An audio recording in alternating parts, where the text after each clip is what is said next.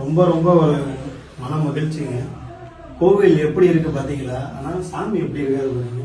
மனசு அப்படி இருக்கு. ஒரு நல்ல உழவார பணியை பண்ணியிருக்கோம் எல்லாரோடையும் சேர்ந்து. கூடிய விரைவில் ஒரு நல்ல திருப்பணி பண்ணணும்னு இவர்கிட்டே நம்ம வேண்டிக்கிட்டு போகிறோம். நம்மக்கிட்ட இது சம்மந்தமான ஆட்கள் இருக்காங்க, அவங்கள்ட்ட கேட்டு அதுக்கான ஒரு எஸ்டிமேட் போட்டு கூடிய விரைவில் கோவிலை இன்னும் நல்லா புதுப்பிக்கணும் அப்படின்னு சொல்லிட்டு நம்ம விருப்பம். கூடிய விரைவில் அவருடைய ஆசையோட அதை பண்ணணும்னு சொல்லிட்டு நான் நம்புறேன். உங்களுடைய எண்ணமும் அதுவாக தான் இருக்கும். ஏன்னா பாருங்க, எத்தகைய அழகான ஒரு கருவறை, அர்த்த மண்டபம், அர்த்த மண்டபம், கல்யாண மண்டபம், யோக மண்டபம்,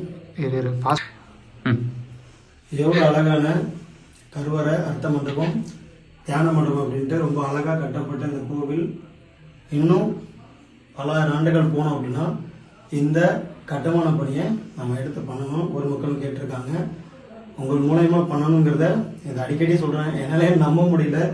இவர் தான் எடுத்து பார்த்தோன்னே இந்த கோயிலை உழவார பணி மட்டும் இல்லை, எடுத்தும் பண்ணணும்னு கொடுத்தது இவர் தான். எவ்வளோ அம்சமாக இருக்காரு பாருங்க. பா, வாய்ப்பே இல்லை, உடம்புலாம் சிலிர்த்து. கருவறைக்கும் கோவிலுடைய சுற்றுப்புறத்துக்கும் சம்மந்தமே இல்லை. சாமியும் பாருங்க, அப்படி கோயிலை சுத்தியும் காட்டுறா, அதையும் பாருங்க எப்படி இருக்காரு பாருங்க.